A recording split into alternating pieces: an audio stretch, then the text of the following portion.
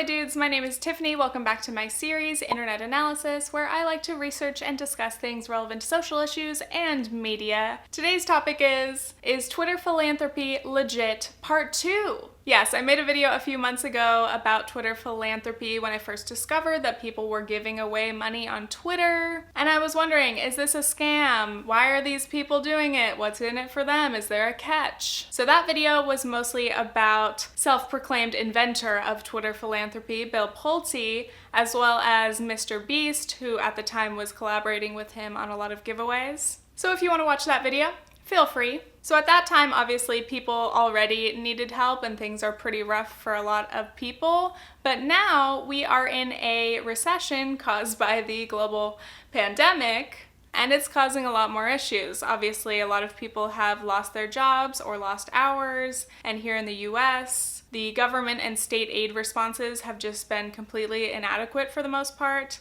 and a lot of people are struggling. So in this video, we are going to look into Pulte and others doing Twitter philanthropy, as well as some other examples of social media figures trying to raise money or help out in their communities. But before we get into the video, I've got to give a shout out to today's sponsor, Blinkist. Blinkist is an app that collects all the best insights from over 3,000 nonfiction books, condenses that information into 15 minutes that you can either read or listen to like a podcast. So if you're like me and there are an infinite amount of books that you would like to read but don't have all the time to, this can be a great way for you to get all of those main points without having to read every single book on your list. However, though, Blinkist does now offer full-length audiobooks. So if you are interested, premium subscribers get up to 65% off the regular retail price. So I'm going to show you the app and some of my current favorite picks. Recently in quarantine, I've been watching a lot of HGTV, so I just have like home buyer fever, even though that is a dream that is years away. But I would like to read books about real estate and buying homes so that I'll be informed when the time comes. There's this book called Zillow Talk, which honestly, title alone, love it. There's also another on my list called Buying Your First Home. And then unrelated to home buying, Elena Tabor here on YouTube has a book club and she recently read Sapiens and now I am very tempted, so that is on my list as well. So if you are interested in trying out Blinkist, you guys can click the link in the description and the first 100 people will get a full week of unlimited access and I think 25% off the subscription if you're interested. Highly recommend.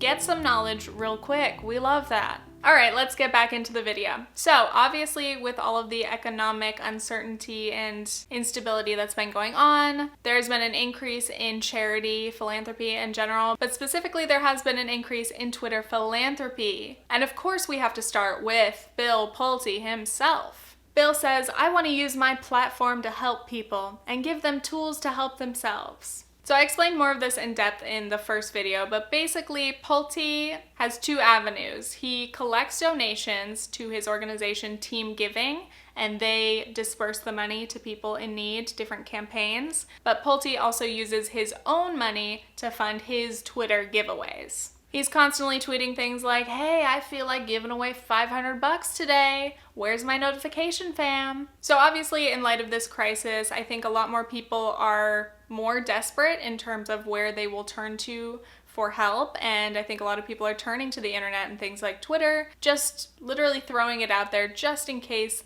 they might get someone's attention and be able to get a donation. And in a recent interview about Twitter philanthropy, he said that his requests for money have gone up 10 to 20 fold. So Bill started a new hashtag, Twitter Food Bank, to help specifically feed people and their families. And again, this is crowdfunded, so he's encouraging people who have the means to donate some money so that that money can go to people who need it. So those donations again go to Team Giving and they disperse the money, but also sometimes people donate to each other in the comments because you just drop your Cash App and maybe someone will send you money. So I spent a couple hours reading through Bill's last few months of tweets, and I noticed that he often encourages people to share their story, naturally, but he also said that he encourages people to share video as kind of proof of their situation. And this is one of my biggest problems with Twitter philanthropy, and that is that people are often compelled to share their trauma very, very publicly. Team Giving retweeted families receiving their $100 all day, including their names and images. The giving here is inspiring in some ways. People really are struggling, and it's heartwarming to see strangers on Twitter expressing their solidarity with others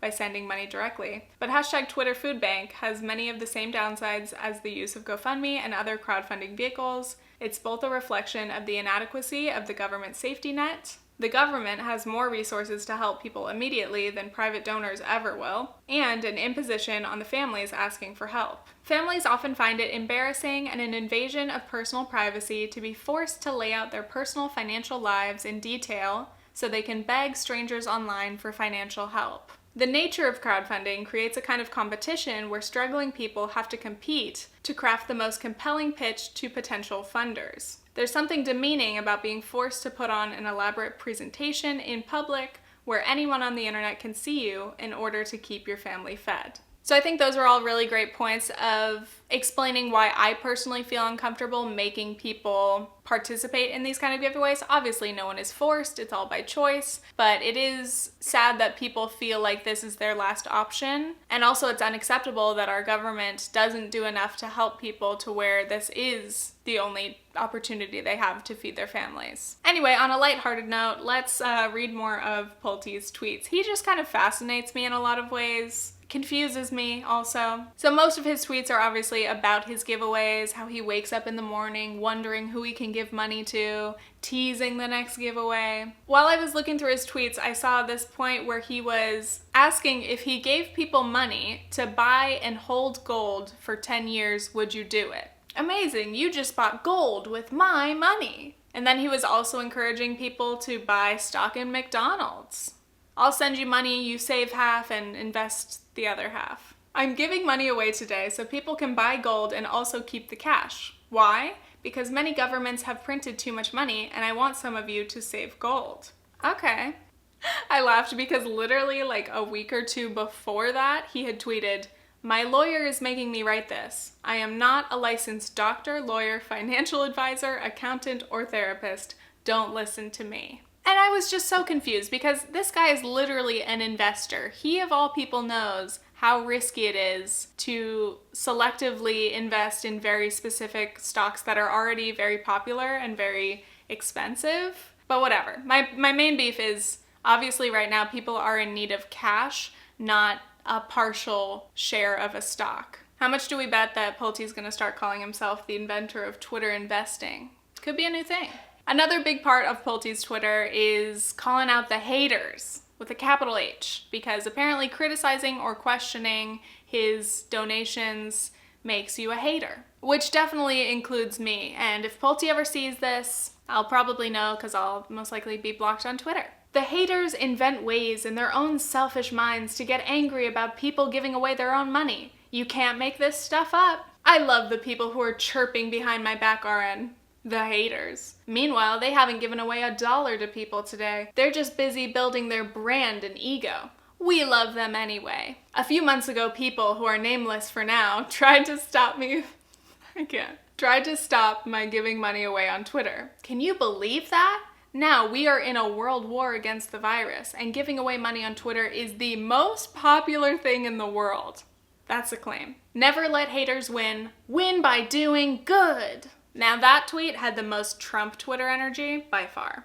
Now let me address those accusations because I feel like I fall under the umbrella of the haters. I don't mind you donating your own money. That's fine. But I think people might have questions about your motives. You know, are you doing this for the good press? Are you doing this for your reputation as a philanthropist? Maybe people are just concerned that people might be getting scammed because people are getting scammed, not by Pulte himself, but by Pulte impersonators. Just because people are critical doesn't mean they're haters. Most likely, though, Bill is referring to people like this who believe that he is a scammer. Hashtag Pulte scam. There's a lot to look into. I'm not going to get into it in this video, but feel free to research if you would like. I think that myself and other people who are concerned about this aren't mad about the donations, but it's just the fact that charity and philanthropy cannot solve all of these problems because they're due to systemic issues. It goes a lot deeper than a Twitter giveaway could ever fix. It also just pains me to see people take advantage of vulnerable people who need help. Because a lot of times people doing these giveaways are doing it for the clout. Yes, they're doing some good if they actually are giving out money, but they're also benefiting from it and gaining followers and whatever, and I don't like that. And truly, our governments are the only things capable of helping all of the people that need help on the scale that they need it. We need to raise taxes on the rich because obviously extreme wealth inequality is exacerbating the problems right now. That's a big reason why so many people are struggling, is because they don't even have a few $100s saved for an emergency, let alone enough money to survive months unemployed through a pandemic. People live paycheck to paycheck. They don't have any savings at all. They're overworked, they're underpaid, housing is too expensive. So yes, anyway, I think a lot of us haters might just be a little bit critical and not like fawning over these philanthropists like, oh, Bill, you're doing so much good.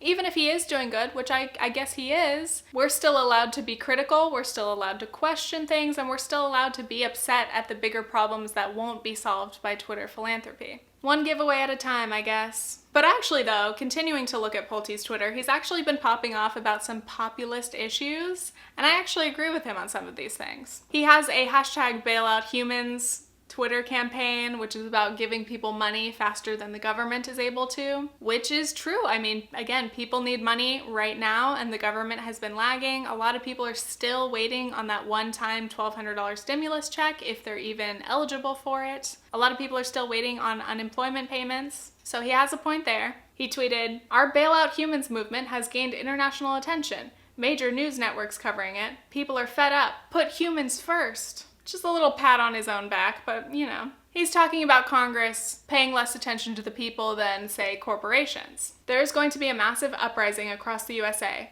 Bad CEOs are cutting the line in front of human beings, and we will fight it. The government is running out of money for small businesses. How about redirecting money from the bad CEO of Boeing Plane Company and give the money to people who need it? The government isn't giving their money to these bad CEOs. The government is giving your money to these bad CEOs. Hashtag bailout humans. Anyway, I will probably always feel conflicted about Pulte just because I don't like his like self-congratulatory air. He's like, oh, like people need help and I'm here to help. I wake up wanting to help people. Like even if it's true, don't tweet it like that, you know? We get it. You love helping people. And that's great. No, like honestly, it is great. And I know people are gonna be like, why are you being rude to him just for donating money? He's doing more than you, which sure. I get it. He's helping some people and he's encouraging other people to donate and help as well. So that's a good thing. I give you credit, Pulte. So let's continue with more Twitter philanthropy. And this is one example that I actually like, which is H3, Ethan, and Hila. They are giving away $500 to 3 people for 100 days. So originally they were giving it to 2 people each day, but then they got an extra donation from someone. So now they have the extra money to give $500 to 3 people every day for 100 days. Hila and myself are super excited to announce that we will be giving away $100,000 over the next 100 days here on Twitter. Food banks and shelters are both excellent choices, but we figured there's no better way now than just giving out cash for groceries, utilities, etc. With that being said, we are happy to announce HELP, Hila and Ethan's Lazy Philanthropy. Love the name. We call it lazy because we've made it as easy as possible for everyone to participate. So every day they tweet out their daily tweet. All you have to do is retweet and comment your PayPal email address or PayPal me, whatever. In 24 hours, they choose the winners, announce them, and then the next day goes up. So it is pretty straightforward. And there are a lot of things that I like about this. First, I like that it does not require like following, because that's been part of my problem before. I'm like, are people just trying to buy followers with these giveaways? Because sometimes. And in case you're wondering why you have to retweet and comment, you have to comment to leave your payment account. And according to Ethan, you have to retweet to be able to use the Twitter bot to select winners randomly. So there you go. And I like the amount. I know that some giveaways are like $30,000 to one lucky person, but I think that $500 is a substantial amount of money to where that can really help if someone needs to pay a couple of bills or they're short on rent, but it's low enough to where they can give to more people. So I think that that was a good choice. So speaking of Ethan, he recently had some drama about apparently donation shaming Jeff Bezos. So a little bit of background, Jeff Bezos had pledged to donate $100 million to Feeding America, which is huge. Wow, $100 million. But then people calculated that that is 0.08% of his total fortune, because he is literally the richest person on the planet. And a lot of people do this when super rich people donate. You like to kind of put it into context and see what percentage of their income or net worth it equates to. If $1 million to Jeff Bezos is like $5 to me, that changes the scale of things. I did not check that, by the way. I have no idea what that equates to. Much worse. When Bezos spends $1.7 million, that's like the average American spending $1. So sometimes people are like, okay, yeah, he's giving a lot of money, but it's really like nothing. Like it's a very, very tiny, tiny amount of his wealth that he certainly could not miss. And to compare, Twitter's Jack Dorsey had pledged $1 billion, which is about 28% of his net worth. So I think nobody could argue that is huge, that is a massive donation. So anyway, Ethan had just said something like, yeah, Jeff Bezos is the literal richest person on the planet. He should be donating, and if anything, he should be donating more than that. And some people are like, you're donation shaming. Money's money. How dare you? Are you donating however much of your worth? You're rich. You're a hypocrite. Exhausting. But here's the thing. Jeff Bezos is one of the few billionaires who has seen his wealth increase alongside the coronavirus pandemic. At the time of writing, Bezos' net worth has increased by almost $25 billion since the beginning of 2020. I just can't imagine like defending Jeff Bezos for any reason. He earned his money, he's donating, it's nice, don't be mean. I'm sorry, I just can't take those arguments seriously. Jeff Bezos is as rich as he is because he takes advantage of his employees. His business, Amazon, is literally destroying millions of small businesses. It's monopolizing almost everything. Nobody should have so much power or so much money in the first place. So I think if you are one of the richest people on earth, you do have a moral obligation to donate, especially in emergency situations like this. I'm not gonna praise Jeff Bezos for giving away this tiny sliver of his net worth. Though yes, it is $100 million. I'm still like, yeah, that's like the bare minimum that any decent billionaire would do. You know? I don't know. On that note, billionaires should not even exist, all right? Continuing, I found another influencer helping out, which is Elijah Daniels' Cult for Good. So I had seen this on Twitter when he started this, I think in March. He was collecting donations and buying supplies to build these kind of hygiene kits for the homeless communities in LA. And then they were planning on expanding to other cities. I don't know if they were able to yet, but it was really great. He was out there himself passing out the kits, and those kind of products are always really, really necessary, but especially during this crisis, personal hygiene is even more important and even more difficult for people experiencing homelessness. So I think that was really awesome. I love to see influencers doing good shit. Also, part of his Cult for Good was his Cult Mask initiative to donate masks to hospitals and to include the masks in the kits. So all around great. Thank you, Elijah. And another example I had thought of was Tana Mongeau's 1111 project. I unfortunately still watch Tana as an extreme guilty pleasure, and I had heard her talk about this and wanted to look a little bit deeper into it.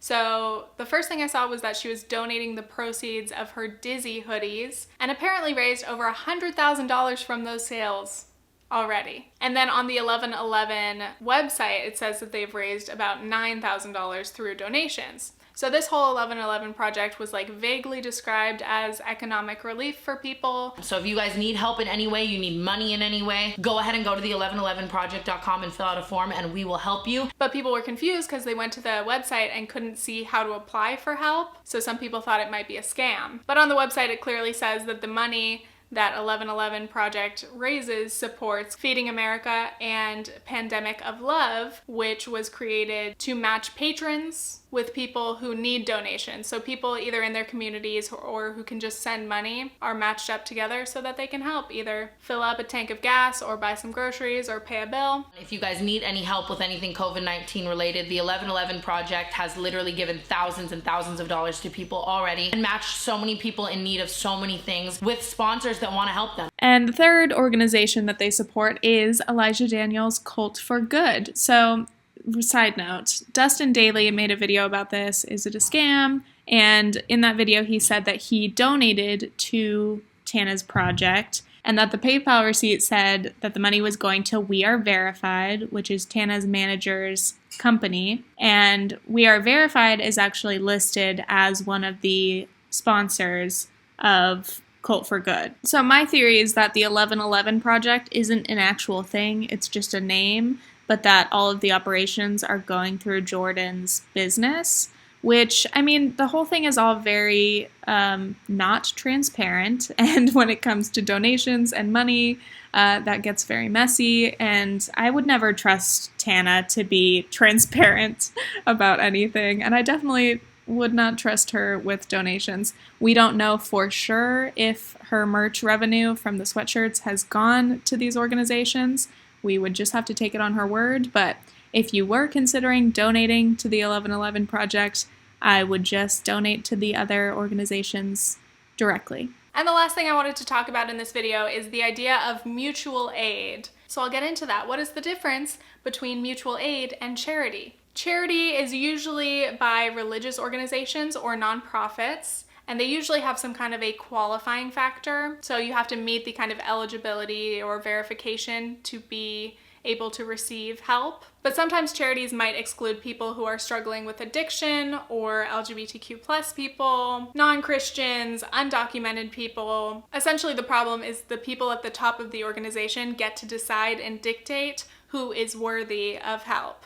And obviously that can be very problematic for communities that are already vulnerable and then get denied the help that they need. Mutual aid. People band together to meet the needs that the government is not satisfying. Mutual aid projects are a form of political participation in which people take responsibility for caring for one another and changing political conditions, not just through symbolic acts or putting pressure on their representatives in government, but by actually building new social relations that are more survivable. Mutual aid isn't just for those big weather disasters, it is also for the daily, routine, life-threatening disasters of capitalism and white supremacy. There are so many mutual aid project possibilities, like food projects like Food Not Bombs, projects where people organize temporary housing for people coming out of prison or foster care by opening their homes to each other, childcare collectives where people watch each other's kids so they can go to political meetings, court, or jobs. We're going to take matters into our own hands and help each other survive right now, rather than expecting help from the same systems that have a clear history of causing harm.